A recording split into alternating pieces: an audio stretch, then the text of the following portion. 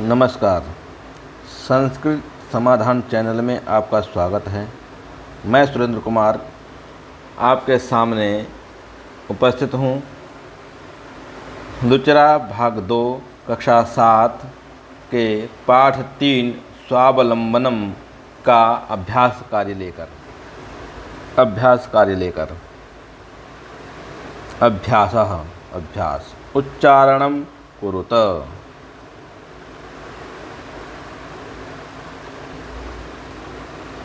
विंशतिः, त्रिंशत्, चत्वारिंशत्, द्वाविंशतिः, द्वात्रिंशत्, द्विचत्वारिंशत्, चतुर्विंशतिः, त्रयस्त्रिंशत्, त्रयश्चत्वारिंशत्, पंचविंशतिः, चतुस्त्रिंशत्, चतुश्चत्वारिंशत्, अष्टाविंशतिः, अष्टात्रिंशत्, सप्तचत्वारिंशत्, नवविंशतिः, नवत्रिंशत्, पंचाशत्। प्रश्न 2 अधोलिखितानां प्रश्न 1 है का कस्य भवने सर्वविधानि सुख साधनानि आसन्। किसके भवन में सभी प्रकार के सुख साधन थे।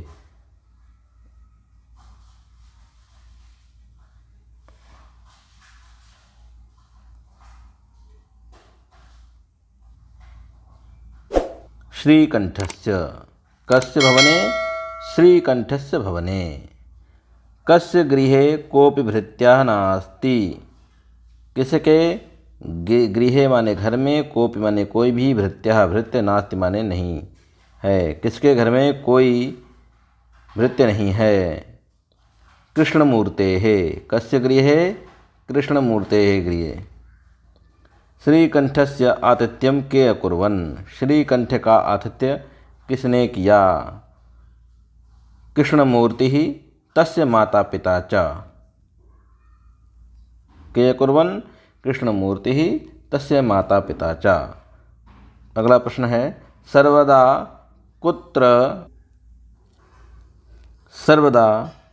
कुत्र सुखम। सुख सदा कहाँ रहता है।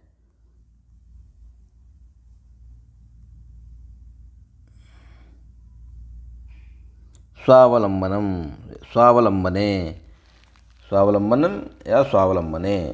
सुख कुत्र सुखम स्वावलंबने। स्वावलंबन में सुख रहता है। श्रीकंठः कृष्णमूर्तेः गृहं कदा अगच्छत। श्रीकंठ कृष्णमूर्ति के घर कदा माने कब, अगच्छत माने आया। प्रातः 9 वादने।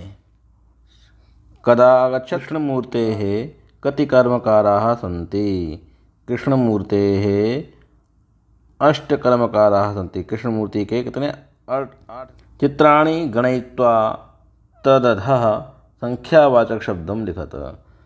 चित्रों को की गणना करते हुए उसके अनुसार संख्यावाचक शब्द लिखो। चित्र दिए गए हैं, उनको गिनना है और क्या है ये भी बताना है और कितने हैं ये भी बताने हैं। तो देखो पहला चित्र है जिसमें घड़े दिए गए हैं, तो कितने हैं?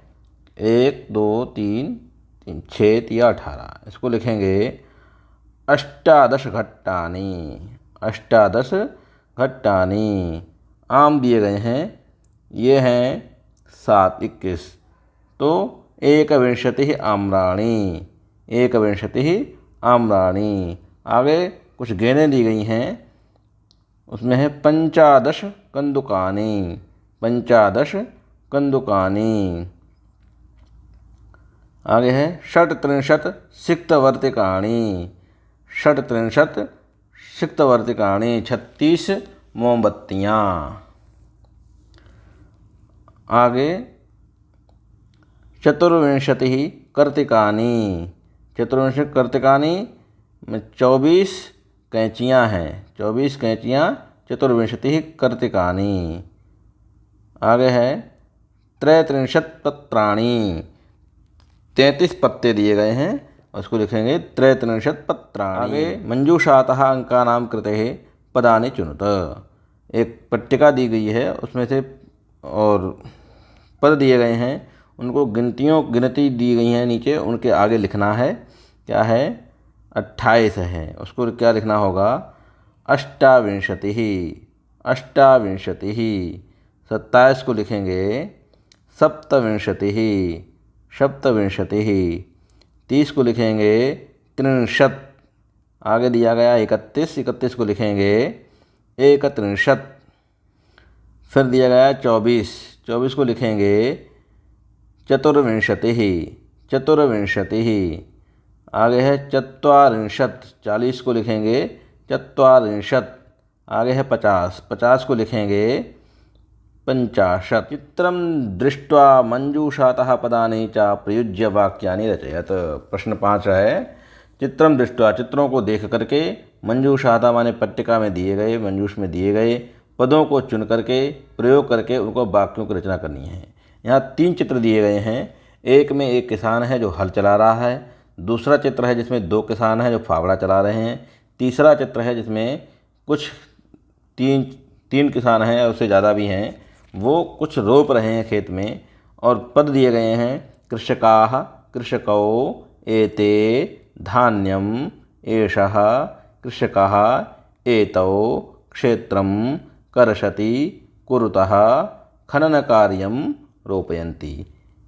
ये इतने पद दिए गए हैं, इनमें से चुन करके चित्रों के अनुसार लगा करके उनका वाक्यों की रचना करनी है। जैसे एक कृषक है, वो अपना खेत जोत रहा है, तो कृषक एक है, इसमें देखेंगे एक कहाँ है, तो कहें कृषकः। कृषकः खेत जोत रहा है, तो क्षेत्रम जोतने के लिए है कर्षति। क्या है? कर्षति। तो कहें एषः कृषकः क्षेत्रम कर्षति। एषः भी है, एषः, एषः माने यह, कृषकः माने कृषक, क्षेत्रम माने खेत को, कर्षति माने जोतता है। एषः कृषकः क्षेत्रम कर्षति। आगे 2 किसान हैं जो फावड़ा चला रहे हैं, उनके लिए एतौ, एतौ आगे होगा कहीं कृषकौ, वह कृषकौ, एतौ कृषकौ खनन कार्यम कुरुतः। खनन कार्य में खोदने का कार्य कर रहे हैं। एतौ कृषकौ खनन कार्यम कुरुतः।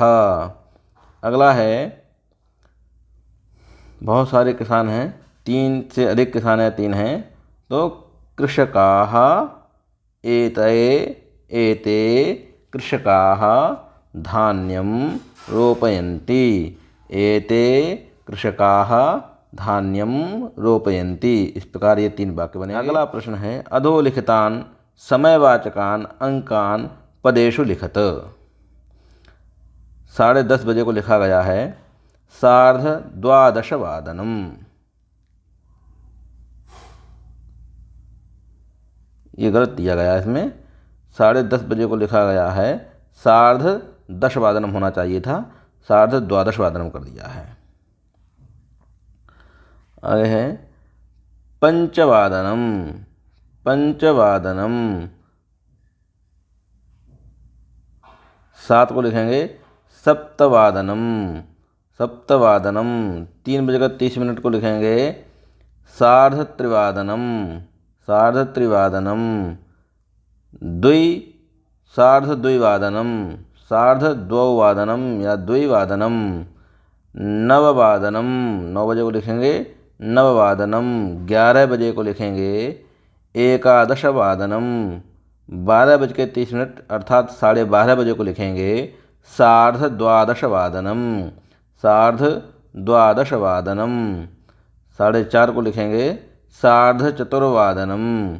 8 बजे को लिखेंगे अष्टवादनम। अष्टवादनम। 1:30 अर्थात 1:30 बजे को लिखेंगे सार्ध-एकवादनम। 7:30 को लिखेंगे सार्धसप्तवादनम। सार्धसप्त। प्रश्न 7 है, मंजूषातः पदानि चित्वा रिक्तस्थानानि पूरयत। मंजूषातः एक पट्टिका में कुछ पद दिए गए हैं और नीचे प्रश्न दिए गए हैं, उनके रिक्त स्थानों की पूर्ति करनी है।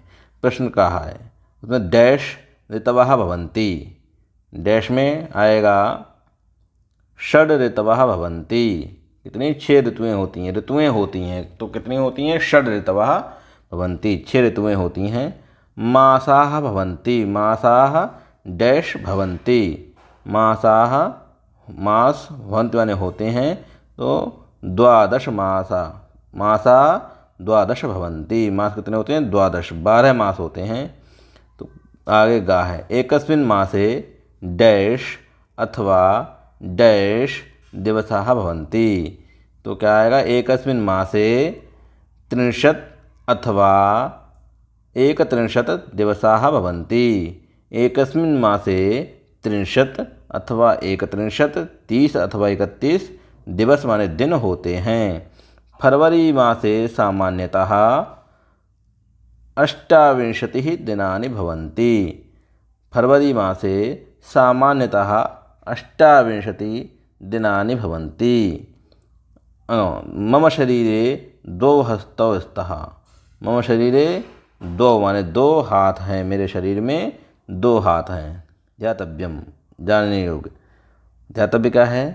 भारतीय वर्षानुसारम मासानाम ऋतूनाम च नामानि। भारतीय के अनुसार है बसंत में मास है 12 है। चैत्र, वैशाखः, ज्येष्ठः, आषाढ़ः, श्रावणः, भाद्रपदः, अश्विनः, कार्तिकः, मार्गशीर्षः, पौषः, माघः, फाल्गुनः।